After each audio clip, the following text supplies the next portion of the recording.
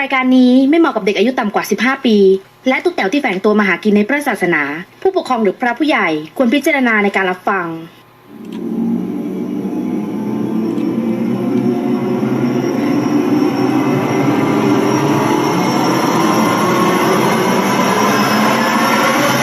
เดอะเฮียน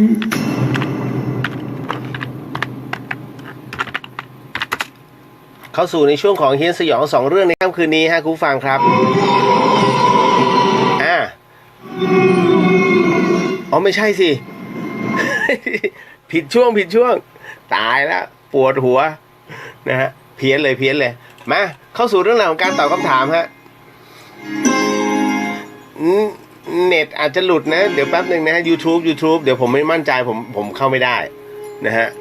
เดี๋ยวคือมันมีช่อง YouTube ด้วยไงนะครับเดี๋ยวขออนุญาตดูก่อนนิดนึงเอามาแล้วฮะขออภัยนะฮะ เมื่อกี้หลายๆท่านที่ฟังทางอินเทอร์เน็ตมันอาจจะหลุดไปไม่เป็นไรสตรีมใหม่แล้วฮะครูฟังครับมาเข้าสู่เรื่องราวคำถามเอาคำถามที่น้อง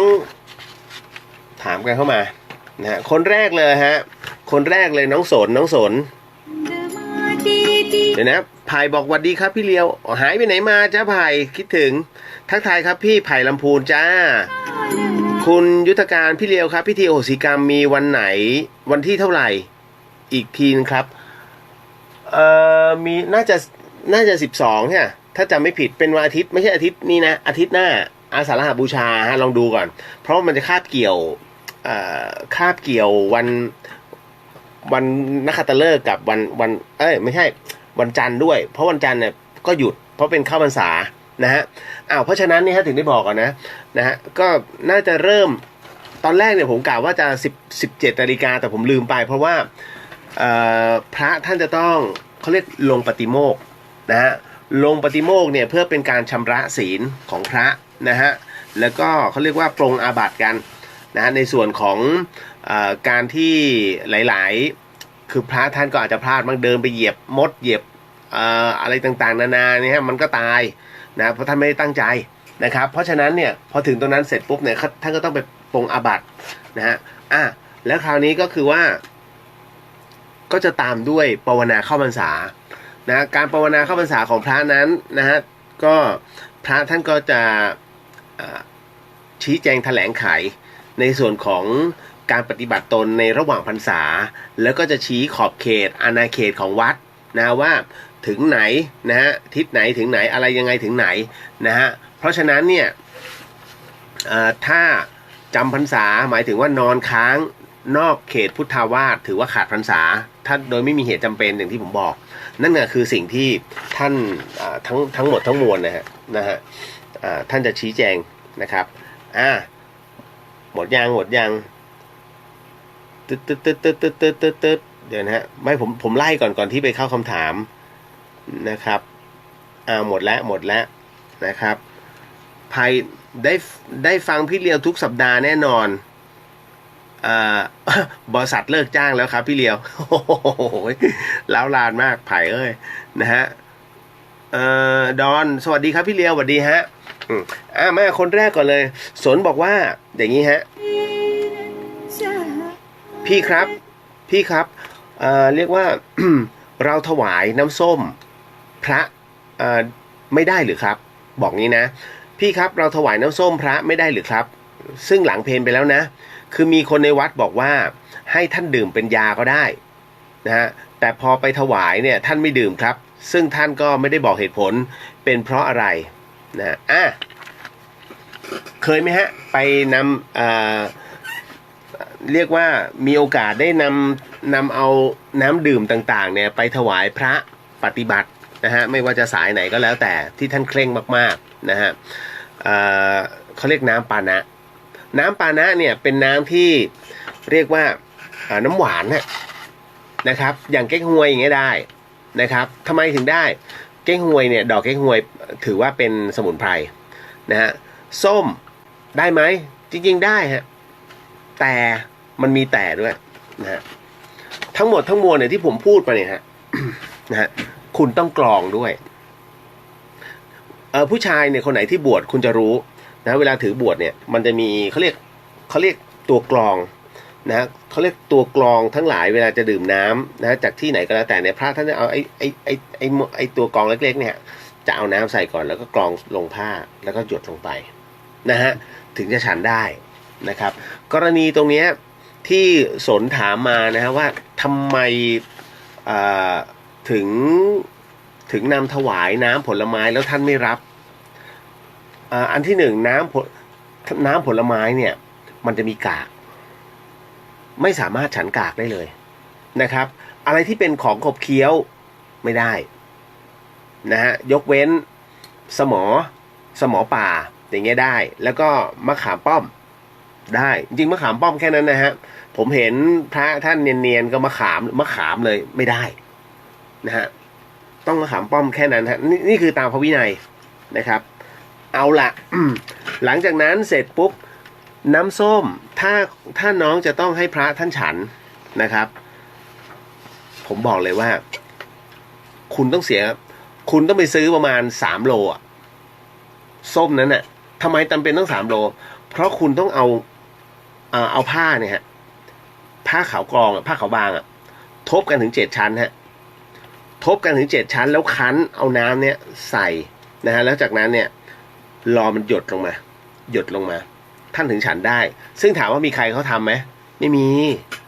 ดังนั้นเนี่ยท่านจึงตัดปัญหาไม่อยากให้ญาติโยมลำบากไม่ฉันนะครับอันนี้เป็นอย่างนั้นนะครับอีกอันนึงจริงๆแล้วก็จะบอกว่าตำหนิพระไหมผมไม่อยากตำหนิเพราะว่ามันไม่ใช่เรื่องของสงฆ์ที่ต้องมาชี้แจงแถลงไขต้องบอกว่าจริงๆแล้วต้องบอกกับคนใกล้ชิดของพระสงฆ์คุณต้องทำป้ายอะไรถวายพระได้แค่ไหนยังไงอย่างน้ำผึ้งเนี่ยน้ำผึ้งคุณถวายพระได้นะฮะแต่แม้จะเป็นยาก็จริงแต่น้ำผึ้งอยู่ได้7 วันนะฮะไม่ได้นะครับเพราะฉะนั้นอะไรที่อยู่ถาวรได้เนี่ยท่านรับได้อย่างเช่นเครื่องยาอย่างนี้ได้นะครับเป็นยาน้ำแก้ไอมะขามป้อมอันนี้ยาตะขาบตึ้งอย่างเงี้ยได้รับได้เพราะเป็นยานะฮะแต่จริงๆแล้วท่านจะไม่รับทั้งนั้นฮะเอาไว้ก็จะส่งให้กับแม่ครัวนะฮะมันเป็นพระวินัยฮะนะครับบอกแล้วว่ามีพระวินัยกำหนดอยู่นะครับจบนะไปด้วยความรวดเร็วเพราะเวลามันเหลือน้อย นะครับต่อมาเดี๋ยวผมข้ามมาก่อนเลยฮะน้องวีที่ถามมาเดี๋ยวเธอจะง่วงนอนซะก่อนนะฮะน้องวีจ๊ะที่ถามมาว่ามีเรื่องสงสัยอยากถามค่ะถ้าแม่เป็นคนที่มีเวลาเดี๋ยวขออภัยนะครับถ้าแม่เป็นคนที่เวลาเราขัดใจหรือไม่ทำในสิ่งที่แม่ต้องการนะฮะวงเล็บว่าบางสิ่งบางอย่างที่แม่พอใจก็ไม่ใช่ถูกไม่สิ่งที่ถูกและไม่ได้เป็นสิ่งที่ดีอะค่ะแม่ก็จะสาปแช่งด่ากลนเรียกว่ากลนด่าเราแล้วเอาเราไปพูดกับคนอื่นๆว่าเราเนี่ยเป็นลูกเลวเป็นลูกที่ไม่ดีนะฮะแบบมีคำแช่งคำด่าแม่จะมีผลกับเราไหมคะหรือเราจะแย่จะตกต่ำตามคำแม่หรือเปล่าคะเคยได้ยินใช่ไหมฮะว่าพ่อแม่แช่งลูกนั้นนะฮะมักจะเป็นไปตามที่คำแช่งนะฮะแต่ในขณะเดียวกันทั้งหมดทั้งมวลผมบอกเลยว่าใช้หลักกรรมสูตรหมายถึงว่าคุณอย่าเชื่อในสิ่งที่เขาบอกต่อกันมาอย่าเชื่อในสิ่งที่เขาเล่ากันมาอย่าเชื่อในสิ่งที่เขาสอนกันมาอย่าเชื่อในสิ่งที่บันทึกกันมาจงเชื่อว่าอะไรก็ตามที่ทำแล้วเกิดกุศลจงเชื่อในสิ่งนั้นฮะเพราะสิ่งที่พี่เดียวกำลังจะบอกเนี่ยก็คือว่าสิ่งที่น้องกังวลว่านี่คือคำสาปแช่งของคุณแม่นะฮะซึ่งแม่คิดอะไรในทางที่ผิดนะเพราะว่าเดี๋ยวขออภัยมันมีต่อรู้สึกจะมีต่อนิดนึงแต่มันอยู่อันไหนเนี่ยแผ่นไหนเนี่ยเดี๋ยวแป๊บนึงอันนึงฮะมีอันนึงคำถามต่อเนื่องเดี๋ยวเมื่อกี้ผมอ่านไม่หมดนะว่าและน้องวียังบอกว่าตอนนี้น้องเขาเครียดมากเพราะทนโดนแบบนี้มานานเป็นเกือบ20 ปีแล้วค่ะแล้วแม่เป็นคนที่ไม่ปลงค่ะเป็นคนที่ไม่ค่อยพอใจกับปัจจุบันหรือความสุขที่มีอยู่อยากได้อยู่ตลอดจะทำยังไงหรือจะปรับตัวยังไงดีคะโอ้โหจบไม่ลงนะฮะอันนี้เขาเรียกว่า อ่าไม่ไม่สามารถพอใจในสิ่งที่ตนมีอยู่นี่ลำบากนะเดี๋ยวมาว่ากันข้อนี้นะครับผมจะบอกก่อนนะฮะว่าจากที่เคยได้ยินแบบนี้แล้วผมก็เคยพูดประจำว่าอย่าให้พ่อแม่เสียใจร้องไห้เสียใจเพราะมันจะมีผลกับเรานะแต่อันนั้นหมายถึงว่าการนั้นหมายถึงการกระทำของลูกซึ่งเป็นการกระทำที่ผิดศีลธรรมและทำให้พ่อแม่เสียใจนะฮะแต่กรณีแบบเนี้ย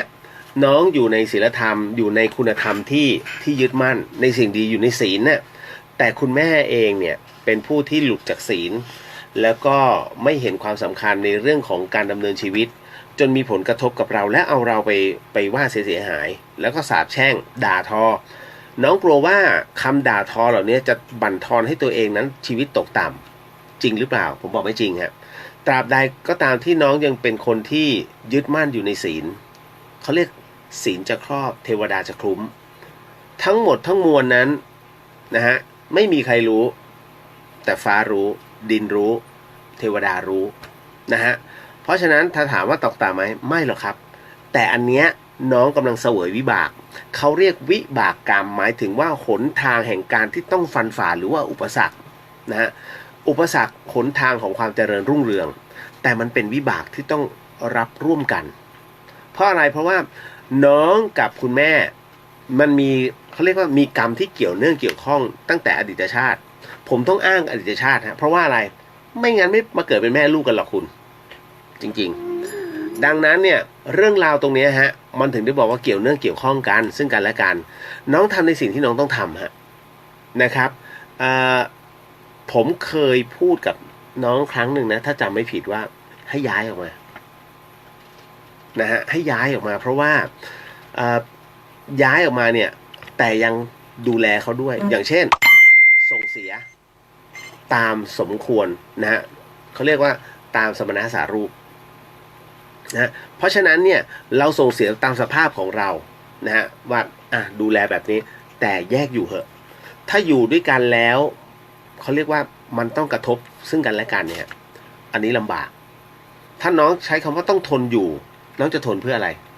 ทุกนะฮะแต่หาจังหวะหรือว่าอะไรก็ตามฮะแยกอยู่ฮะจริงๆนะครับแล้วน้องจะมีสุขภาพจิตที่ดีขึ้นแต่คราวนี้น้องมาบอกว่าเพราะน้องเครียดมากเครียดมาตลอด20 ปีอันนี้เขาเรียกจำยอมด้วยตัวกรรมนะฮะเพราะว่าอะไรเพราะว่าน้องยังไม่หมดกรรมร่วมกับเขาถ้าน้องหมดกรรมร่วมเนี่ยเขาเรียกว่าเมื่อไหร่ก็ตามที่ใช้กรรมนะฮะเป็นที่เรียบร้อยปุ๊บตัวเนี้ยเขาเรียกตัวกำลังบุญ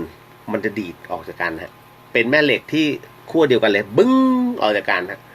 จะประกบเท่าไหร่ก็ไม่ติดเพราะอะไรเพราะว่ามันมีตัวช่วยในเรื่องของการดีดออกมาเขาเรียกหมดเวรซึ่งกันและกันนะฮะเพราะฉะนั้นณตรงนี้นี่เองนะครับที่น้องบอกว่าแม่เป็นคนที่ไม่ปรงนะฮะเป็นคนที่ไม่ค่อยพอใจกับปัจจุบันหรือความสุขที่มีอยู่อยากมี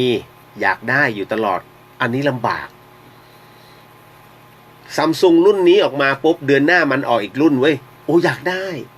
โอ้ไอโฟนมาไม่เอาแล้วที่เหลือนะฮะต้องถามว่าอันเนี้ยมัน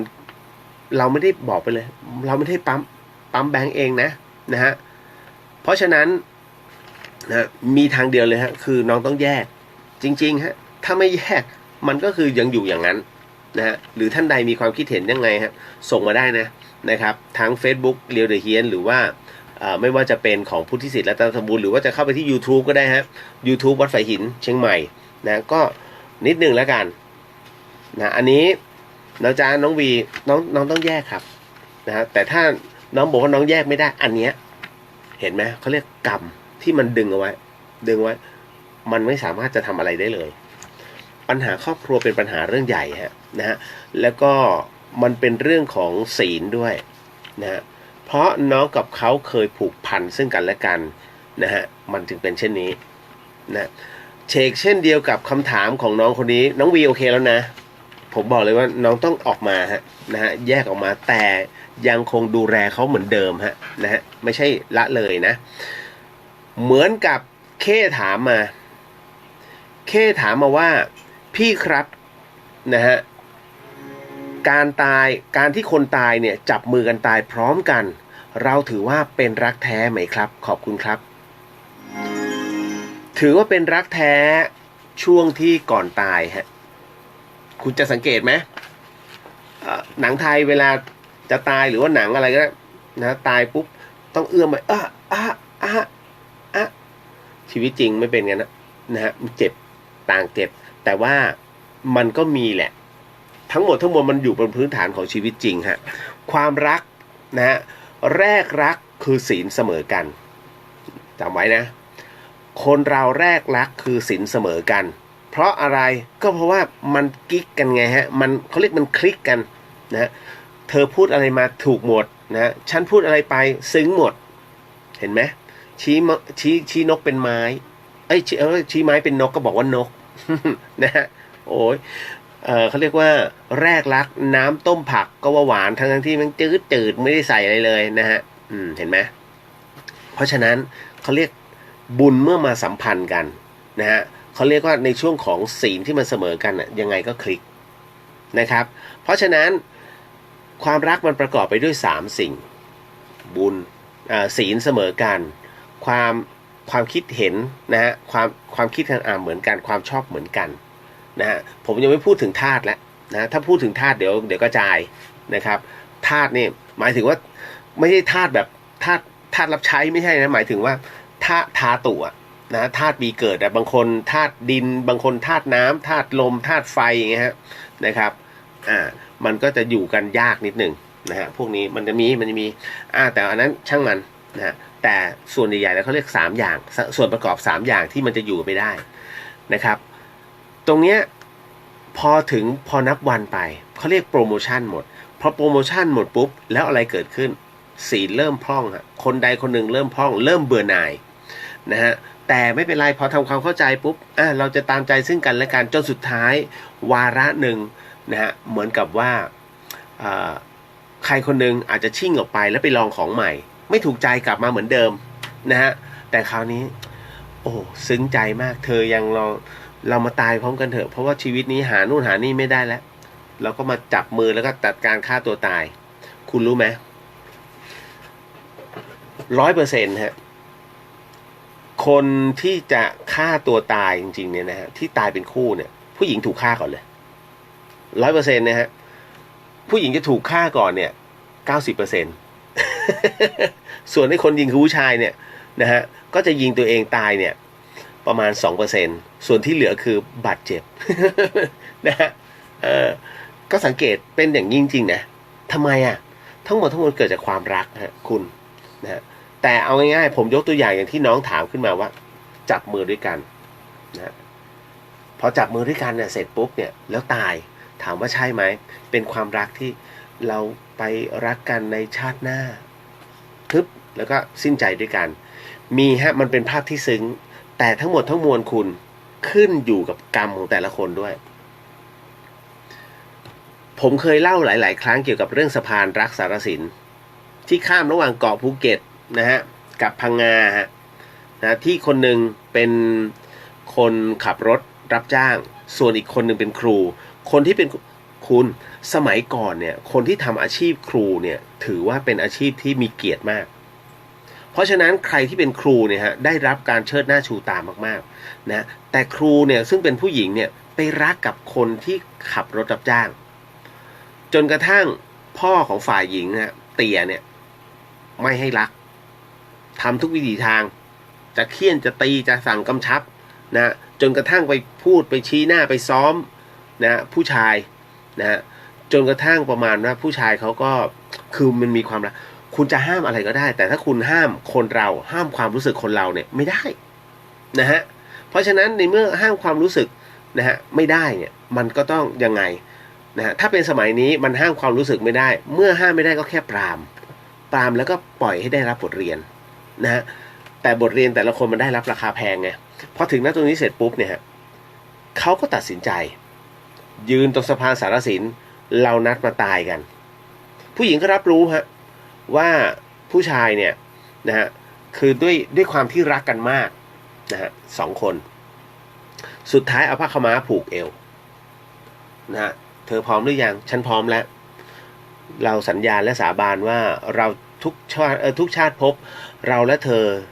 จะเกิดมาเป็นคู่ตุนางันแล้วจากนั้นก็กระโดดน้ำฮะกระโดดลงน้ำกร่อยเพราะมันปากอ่าวอันดามันไง ช่วงระหว่างโดดลงทะเลว่าง่ายๆไม่ต้องน้ำกร่อยนะฮะมันช่วงพังงาภูเก็ตนะครับ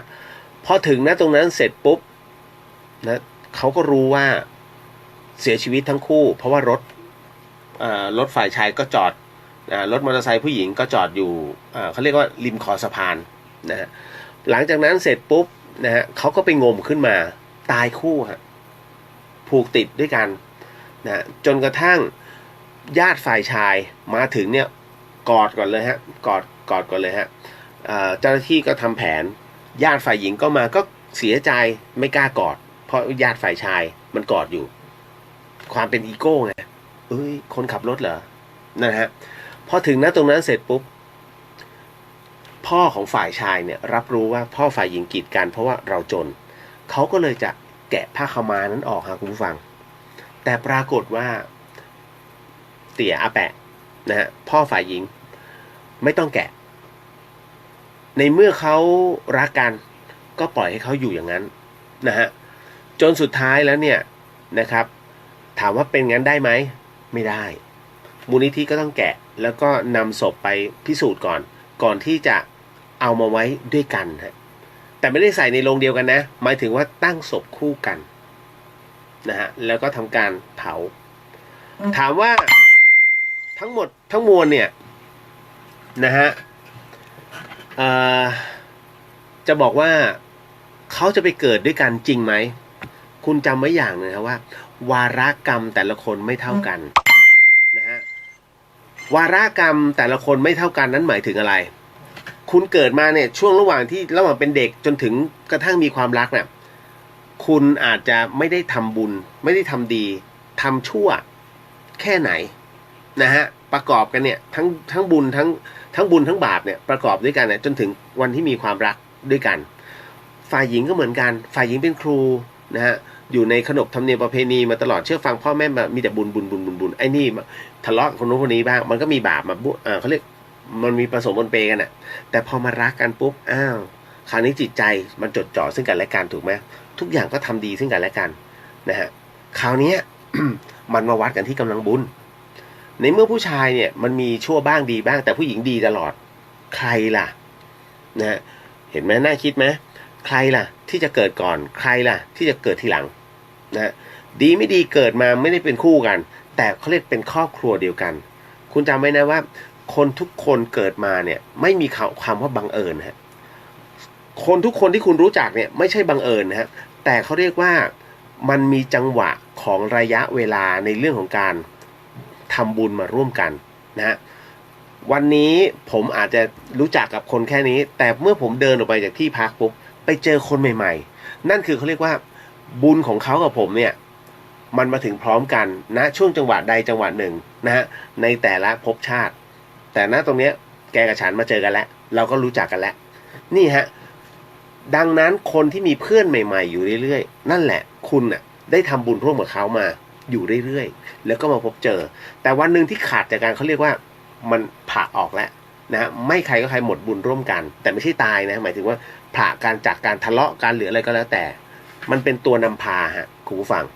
ดังนั้นคนที่ผูกนี่ฮะรัดตายเนี่ยฮะหรือว่าแล้วมาจับมือกันเนี่ยถามว่ามันจะเกิดเป็นคู่แท้ไหมไม่ใช่ทั้งหมดฮะนะครับบางครั้งอาจจะจริงนะฮะผู้ชายอาจเป็นหญิงผู้หญิงอาจจะเป็นผู้ชายแล้วก็มารักกันก็ได้บางคนเกิดมาเป็นพี่น้องกันก็ได้ฮะมันมีบันทึกหลายอย่างนะฮะขึ้นอยู่กับตัวกรรมแล้วก็พรหมลิขิตด้วยคุณอย่าหวังว่าเป็นคู่กันทุกชาติไปไม่แล้วแต่นะครับแล้วแต่บุญแต่กรรมนะจ๊ะเก็ตนะแค่นะฮะตามมาด้วยอีกอันหนึ่งนะฮะน้องก้อยถามว่าพี่คะนะฮะอันนี้ผมชอบ นะฮะน้องก้อยบอกว่าพี่คะคิดยังไงเรื่องที่เขาไปพิสูจน์ผีแล้วถูกผีเข้าคะแล้วจริงๆแล้วผีเข้ามีจริงไหมคะแล้วเข้าทำไม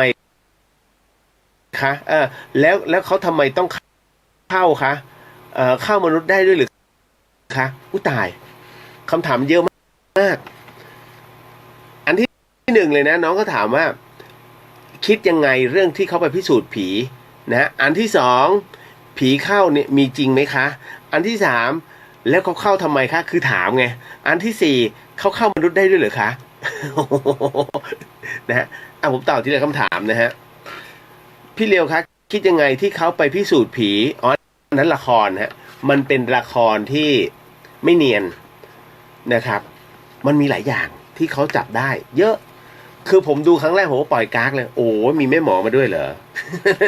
ผมแม่หมอสักเต็มเลยนะฮะแม่หมอทรงพังด้วยนะฮะโอ้เอาเทียนมาผมไม่อยากไปถามเขาพี่ไปเรียนกับใครมาเหรอเรียนวิชาพวกนี้ผมถึงได้บอกไงผมพูดได้เลยผมมีครูบาอาจารย์ก็พระอาจารย์เกียรติณรงค์พระอาจารย์กบเนี่ยสอนผมนั่นแหละแต่ผมอยากรู้พี่มีครูบาอาจารย์ที่ไหนผมอยากไป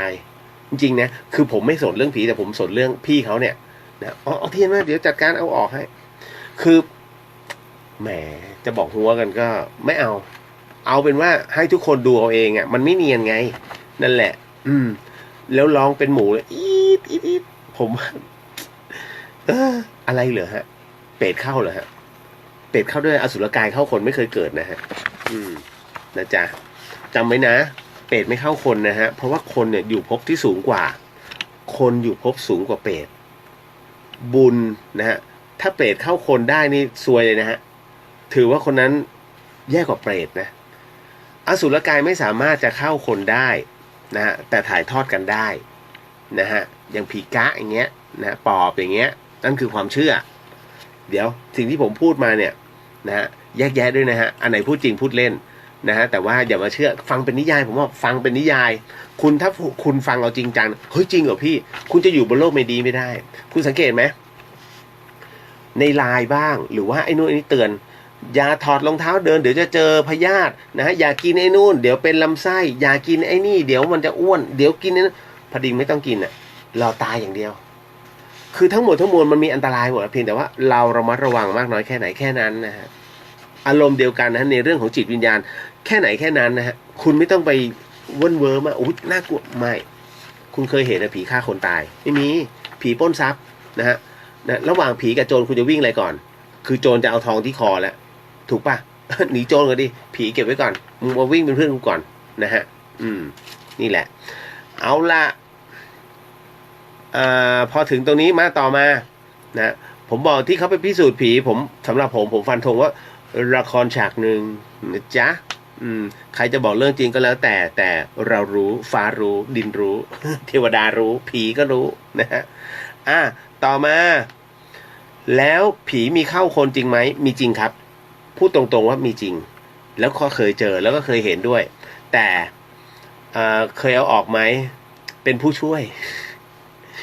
มีน้องผีเข้าแล้วผมก็พาไปหาพระอาจารย์ผมเอาออกข้างบนวัดฝายหินนี่แหละแล้วผมเห็นท่ามีเพราะน้องเขาเป็นผู้หญิงผมต้องอยู่เป็นพยานนะฮะคือต้องมีพระถ้าอยู่กับผู้หญิงต้องมีพยานเป็นผู้ชายหนึ่งคนนะเพราะไม่งั้นนี่ผิดพระวินัยนะครับแล้วเพราะจะถูกคอรหาผมก็อยู่เป็นเพื่อนพระอาจารย์นะพระอาจารย์หน่วยแล้วจากนั้นเนี่ยก็ช่วยท่านจนออกนะฮะอันนั้นคืออะไรหลายๆอย่างที่เรารับรู้นะฮะเข้าได้จริงฮะเข้าทำไมเขาจึงต้องเข้าก็เพราะว่าไม่มีคนทำบุญมันมีหลายนัยยะนะฮะเรื่องของการทำบุญให้กับสัมภเวสีทั้งหลายนะฮะบางคนลืมไปแล้วบางคนเนี่ยตอนนี้คุณก็ลืมว่าญาติคุณเคยตายนะเพราะขี้เกียจนะฮะคำเดียวเลยถ้าตัวเดียวเลยคือขี้เกียจใส่บาตรขี้เกียจตื่นเช้าขี้เกียจไปทำบุญพระก็เทศน่าเบื่อถูกไหม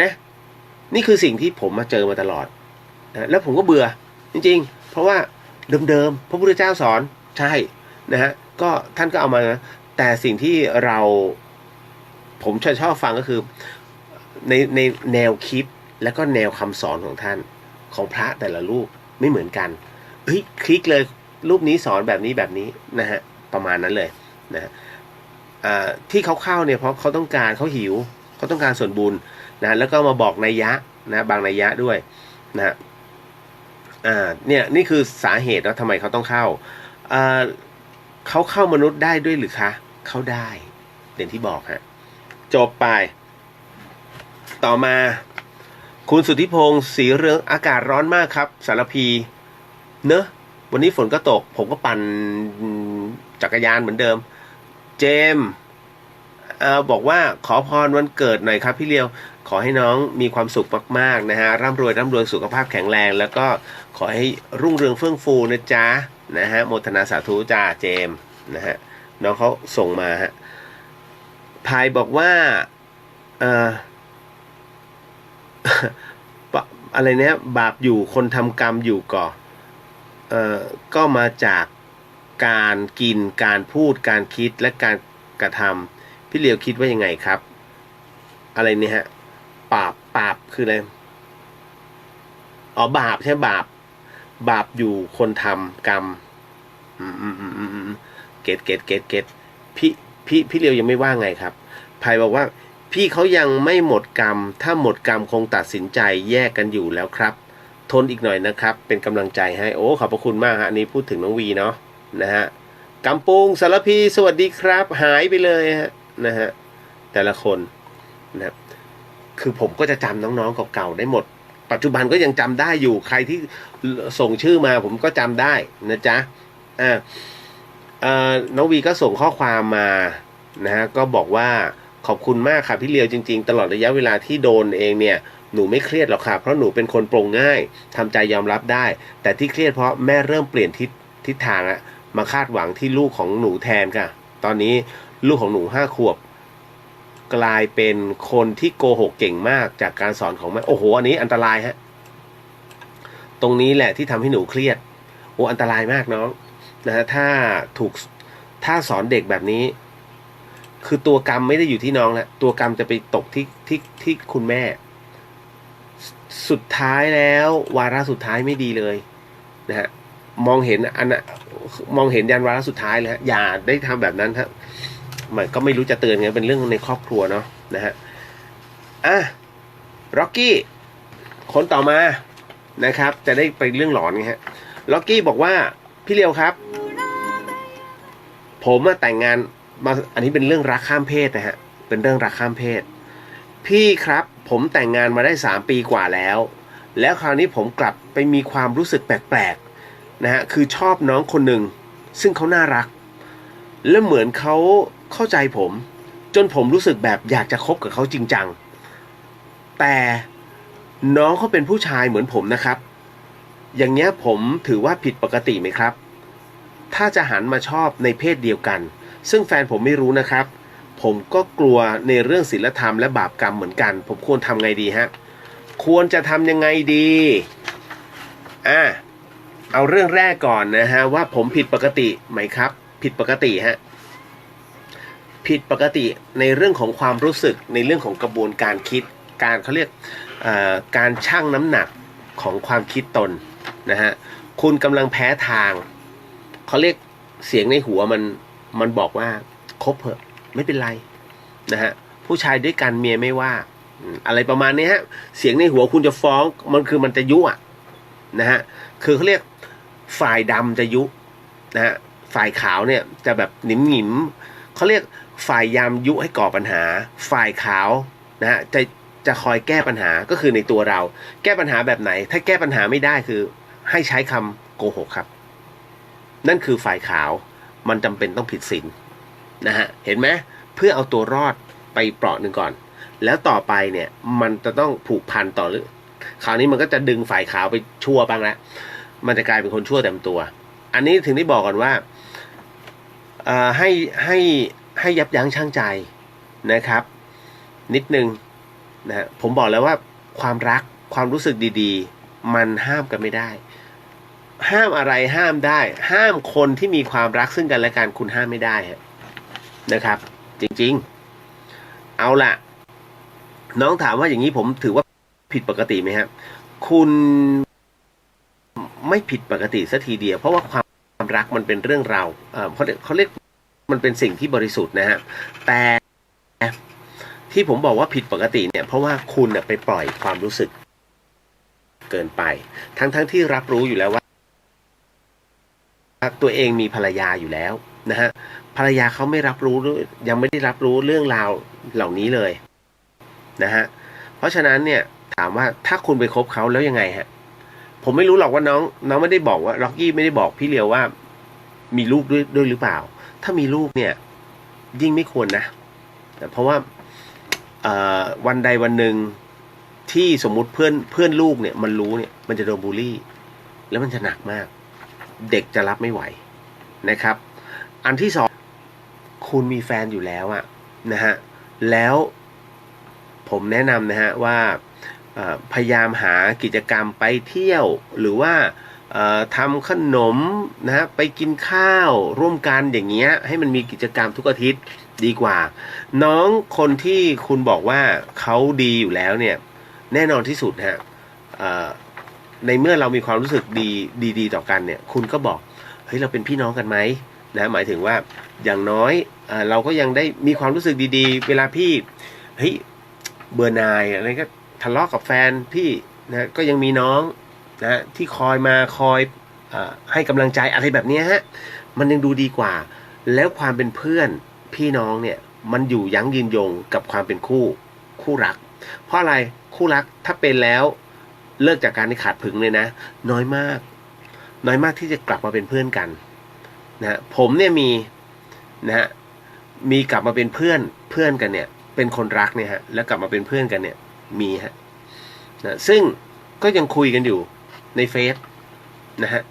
เราก็หลายๆครั้งหลายๆคราหลายๆคนนะครับ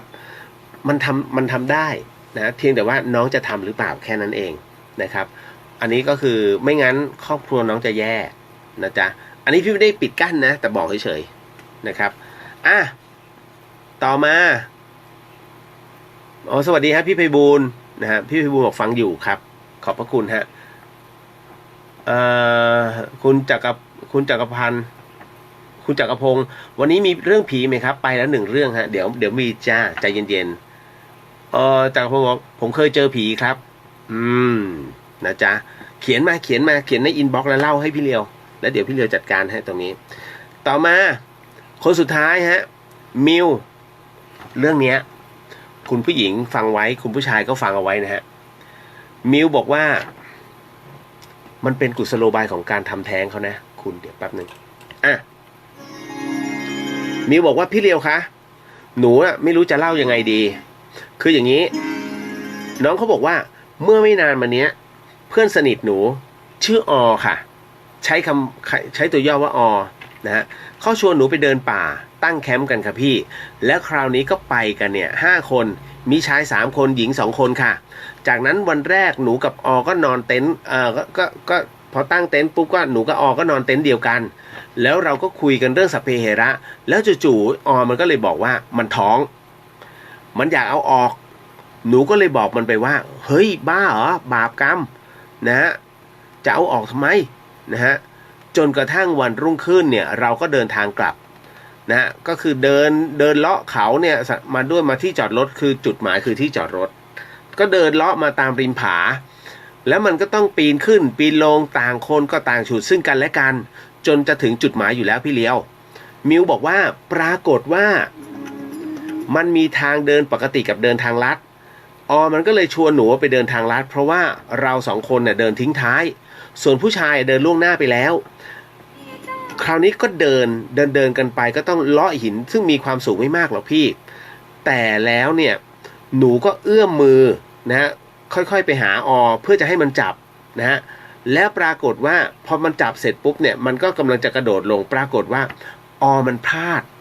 ตกลงมาแล้วตัวเนี่ยกระแทกหินคือท้องมันเนี่ยไปกระแทกหินค่ะแล้วอีก2 วันต่อมาเนี่ยก็มาบอกกับหนูว่ามันแท้งลูกหนูก็เลยไม่สบายใจพี่กลัวจะเป็นกรรมด้วยแต่หนูอยากจะบอกว่าตอนที่หนูไปจับมือกับมันเนี่ยเพื่อที่จะค่อยๆประคองมันลงมาหนูมีความรู้สึกว่าเนี่ยมันดันมือหนูออกแล้วก็สะบัดมือหนูทิ้งนะมันจึงทำให้ตัวของเองเนี่ยตกลงมากระแทกหิน นี่แหละครับพี่เลียวหนูควรจะทำยังไงดีนะอันนี้เป็นเหตุใช่ไหม นะน้องก็เลยบอกว่านี่คือเหตุของที่ทำให้ตัวน้องเขาเนี่ยนะฮะไม่สบายใจนะครับผมเคยเจอเคสหนักอันนี้คุณรู้ไหมเขาไปเล่นกีฬาที่ชมรมกีฬานะฮะเป็นกีฬาการต่อสู้เอาง่ายๆเทควันโดพูดง่ายๆเลยนะฮะของมหาวิทยาลัยแห่งหนึ่งและปรากฏว่าเขาท้องเทควันโดเวลาเขาเรียกซ้อมสเปรริ่งคือการแบบซ้อมด้วยกันนะฮะแล้วคราวนี้เขาก็จะจับนะหญิงคู่หญิงชายคู่ชายแต่ตอนก่อนสเปรริ่งเนี่ยมันจะเป็นการวอร์มและคราวนี้มันก็วอร์มเตะเป้าปั้งปุ้งปั้งปุ้งปั้งปุ้งปั้งอะไรอย่างเงี้ยฮะจากนั้นเสร็จปุ๊บมันมีการจับสเปรริ่งซึ่งกันและกันนะฮะคนที่ท้องไม่ยอมบอกเพื่อนว่าตัวเองท้องนะฮะเขาก็เลยสู้กันฮะปรากฏว่าอย่างนี้ในขณะที่สู้กันอยู่ผู้หญิงคนที่ท้องเนี่ยแกล้งพลาดฮะแกล้งพลาดหมายถึงว่าเขาเรียกเปิดการ์ดให้มันมีช่องที่ท้องเสร็จปุ๊บไอ้คนที่เป็นคู่ต่อสู้เนี่ยฮะที่เขาซ้อมกันเขาเรียกครึ่งกำลังนะเวลาเตะก็เตะแปะนะไม่ใช่เตะพัวนะฮะอันนี้คือแบบเป็นท่าแบ็คคิกของเขาแบ็คคิกคือการหมุนครึ่งตัวแล้วก็ขออภัยนะฮะส้นตีนเนี่ยเตะเฉียดข้อเข่าแล้วก็กระแทกมาเต็มฮะถูกท้องครับปึ๊กตอนแรกเขาลงไปจุกไม่เป็นไรขึ้นมาสู้ต่อฮะสเปรริ่งนะฮะเสร็จปุ๊บเปิดการอีกก็อันนี้ก็แบ็คคิกต่อครับแบ็คคิกแบบนี้3 รอบนะฮะจนกระทั่งพอเข้าห้องน้ำเสร็จปุ๊บตกใจฮะเพราะเขาตกเลือดต้องส่งโรงพยาบาลฮะอันนั้นคือเป็นกรณีของนักศึกษาที่ทำแท้งแบบวิธีนี้คุณใช้เพื่อนเป็นเครื่องมือในเรื่องของการทำแท้งที่ผมเล่าเพราะว่ามันอยู่ในสถานการณ์ที่คล้ายๆกันก็คืออันนี้พยายามจะประคองเพื่อนให้ลงมาแต่มันผลักมือแล้วตัวเองก็เหมือนกับซุดลงมายอมเอาตัวเองเนี่ยกระแทกหินณตรงนี้นี่เองนะฮะที่น้องส่งมาเนี่ยแล้วน้องบอกว่ารู้สึกไม่สบายใจผมจะบอกว่ากรรมเกิดจากเจตนาฮะน้องถ้าไม่มีเจตนามันไม่ใช่กรรมน้องไม่ได้เกี่ยวเลยฮะแต่ไอคนเนี้ยนะฮะมิวไอเนี่ยหนักจริงนะเลือกวิธีการฆ่าได้แบบสุดๆนะฮะเพราะฉะนั้นรอดูบั้นปลายน้องไม่เป็นไรฮะนะครับถ้าอยากทำบุญใส่บาตรก็นึกระลึกถึงแล้วก็กรวดน้ำถึงเด็กคนนั้นได้ไม่มีปัญหาฮะนะจ๊ะหมดแล้วไผ่บอกว่าพี่เลียวครับพี่เคยไหมครับเวลาเราเดินเข้าสวนหรือว่าสถานที่ใดที่หนึ่งแล้วขนลุกทั้งตัวมันเหมือนมีอะไรบางอย่างมาเตือนเราใช่ไหมครับก็มีทั้งเตือนแล้วก็เราสัมผัสไม่ได้แต่เขามาให้เราสัมผัสนะฮะดีครับมาเข้าสู่เรื่องราวเรื่องสุดท้ายประจำค่ำคืนนี้คุณผู้ฟังครับนะฮะไปฮะเดี๋ยวจะหมดเวลาซะก่อนเนาะฮึบ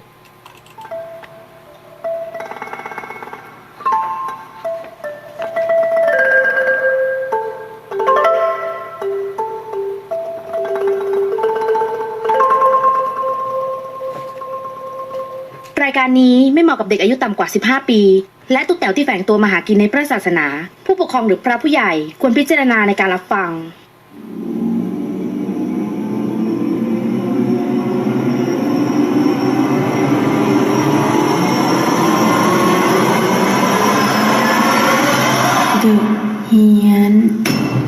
เข้าสู่ในช่วงเดอะเฮียนกับเฮียนสยอง2เรื่องในค่ำคืนนี้นะฮะคุณผู้ฟังครับก็เป็นประจำเนาะกับเดอะเฮียนครับนี่คือ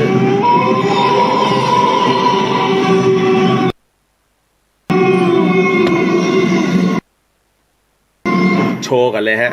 นาอีเซรั่มแชมพูฮะแชมพูที่ลดอาการหลุดร่วงของเส้นผมฮะคุณผู้ฟังครับเอาละมาเข้าสู่เรื่อง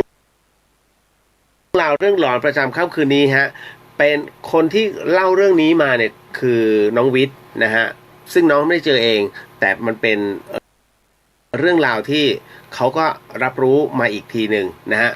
และสิ่งที่ผมกำลังจะเล่าให้คุณผู้ฟังได้ยินได้ฟังเรื่องราวต่อไปนี้นั้นอย่าเชื่อนะฮะให้ฟังหูไว้หูแล้วก็ใช้วิจารณญาณทุกครั้ง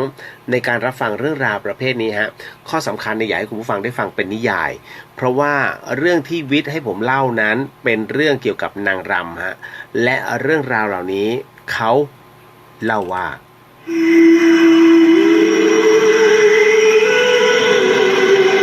วิทย์บอกอย่างนี้ฮะวิทย์บอกว่าเรื่องนี้มันเป็นเรื่องของน้องคนหนึ่งที่ผมรู้จักชื่อว่าฝ้ายครับพี่ฝ้ายเขาเล่าเรื่องราวที่น่ากลัวให้ฟังเนี่ยก็เรียกว่าเหตุการณ์นี้มันเกิดขึ้นเมื่อปี2559ฮะคือฝ้ายกับแพรวซึ่งเป็นเพื่อนกันเนี่ยฮะคนหนึ่งเนี่ยเรียกว่าเดินทางมาจากต่างจังหวัดเรียกว่าเข้ามาหางานทำในเมืองเหมือนกันเหมือนคนทั่วไปเลย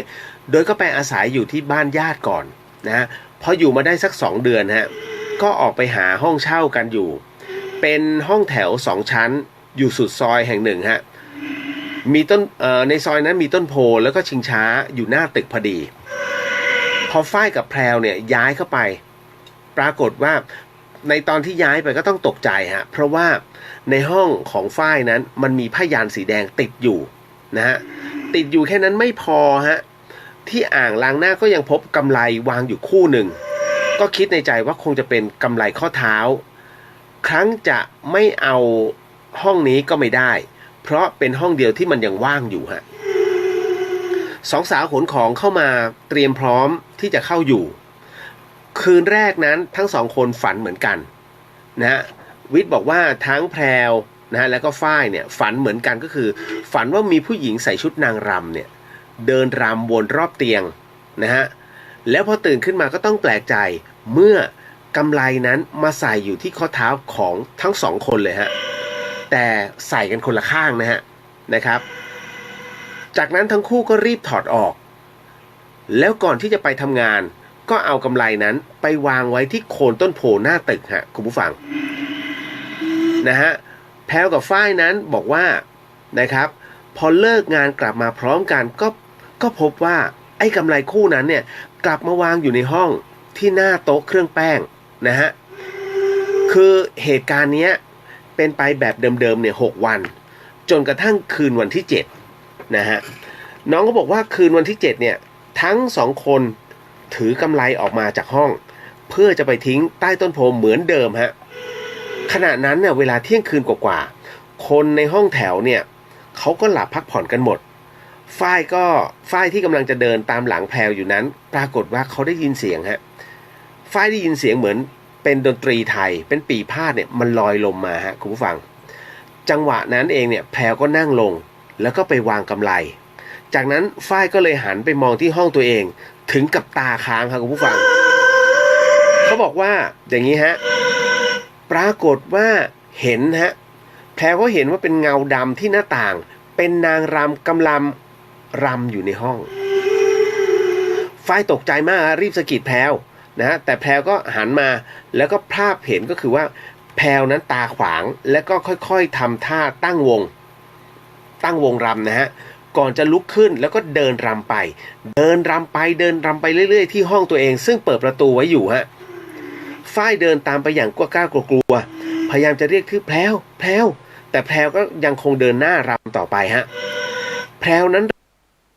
รำไม่หยุดนะแล้วก็ตรงหน้าห้องน้ำแล้วก็เอาเท้ากระทืบพื้นฮะ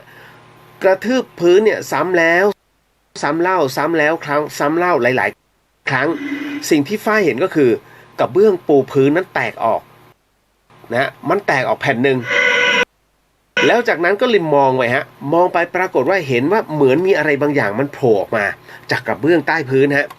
ปรากฏว่าฝ้ายเขาก็แงะดูก็ต้องตกใจฮะคุณผู้ฟังเพราะว่าภาพที่เห็นนะฮะพอฝ้ายแงะออกมาหน้าซีดเลยเพราะภาพที่เห็นก็คือเป็นหุ่นตุ๊กตานางรำ2 ตัวฮะ เป็นนางรำ2 ตัวมันถูกซ่อนอยู่ใต้นั้นเองใต้กระเบื้องนั้น จากนั้นฝ้ายก็เลยรีบหยิบขึ้นมาแล้วก็ต้องสะดุ้งเมื่อแพรวพูดใส่หูว่าเอากูไปไว้กับเพื่อนที่ใต้ต้นโพเพื่อนกูอยู่ที่นั่นแล้วแพรวเนี่ยก็เป็นล้มลงไปเลยฮะฝ้ายเลยบอกว่าตอนนี้ดึกมากแล้วพรุ่งนี้ก็วันหยุดจะเอาไปอยู่กับเพื่อนๆนะคะแล้วก็เอาหุ่นนางรำเนี่ยไปวางไว้ที่โต๊ะเครื่องแป้งฮะคืนนั้นฝ้ายนอนฝันว่าเดินไปนั่งชิงช้าที่ใต้ต้นโพต้นนั้นแล้วก็มีนางรำเนี่ยค่อยๆโผล่มาจากพื้นดินทีละคนแต่ไม่ได้ทำอะไรนะฮะพวกเธอเหล่านั้นเนี่ยมองไปที่ห้องของฝ้ายแล้วก็ยิ้มฝ้ายสะดุ้งตื่นแล้วภาพที่เห็นในกระจกบนโต๊ะเครื่องแป้งก็คือนางรำนั้นใส่ชฎายืนยิ้มหวานหน้าขาวปากแดงอยู่ในกระจกฝ้ายก็กลัวมากๆฮะค่อยๆล้มตัวแล้วก็หันไปทางแพรวแต่กลับได้ยินเสียงแพรวพูดขึ้นมาว่าจะเช้าแล้วเอากูไปหาเพื่อนได้แล้วนะฮะจนฝ้ายเนี่ยต้องรีบดีดตัวลุกขึ้นแล้วก็เดินไปหยิบหุ่นนางรำ2 ตัวฮะตรงไปยังต้นโพฮะคิดยังไงก็ไม่รู้นะฮะก็เอาไม้ขุดดินนะออกมาปรากฏว่าสิ่งที่เห็นคือมีหุ่นตุ๊กตานางรำตายายช้างม้ากุมารทองถูกฝังอยู่ในนั้นเต็มไปหมดเลยฮะฝ้ายก็เลยรีบเอาหุ่นนางรำนั้นไปฝังพร้อมกับเพื่อนๆแล้วก็บอกว่าทำตามที่ขอแล้วนะคะปรากฏว่าอีกวันเลยไปถามคนดูแลหอฮะแกก็บอกว่าไม่มีอะไรหรอกนะฮะคนเขาเลี้ยงเอาไว้คนเขาเลี้ยงไม่ไหวก็เอาสารไปทิ้งก็เลยเอาตุ๊กตามากองไว้ที่นี่ทีนี้มันเยอะเจ้าของห้องแถวเขาก็เลยเอาฝังไว้ในพื้นดินนะฝ้ายก็เลยถามว่าแล้วที่อยู่ในห้องล่ะคนดูแลหอบอกว่าสงสัยคนอยู่ก่อนหน้านั้นละมั้งเขาเป็นคนเขมรเขาเล่นของคงเอามาปลูกเสกทีนี้ตอนย้ายออกไปไม่ได้เอาไปด้วยก็เลยคงเอาไปฝังไว้นะใต้กระเบื้องของห้องนั่นแหละส่วนยันนั้นนะก็ของเขานะคือกันผีออกจากห้องพูดจบแล้วเนี่ยแกก็หัวเราะแล้วก็เดินไปพอกลับห้องปุ๊บฝ้ายก็ไปเอายันออกฮะคืนนั้นฝันว่ามีนางรำมารำใต้ต้นโพให้ดูหลายคนฮะสวยงามมากๆพวกเธอยิ้มให้ด้วยแล้วก็มีนางรำคนหนึ่งชี้ไปที่เลขห้องของฝ้ายฮะปรากฏว่าตื่นเช้าขึ้นมา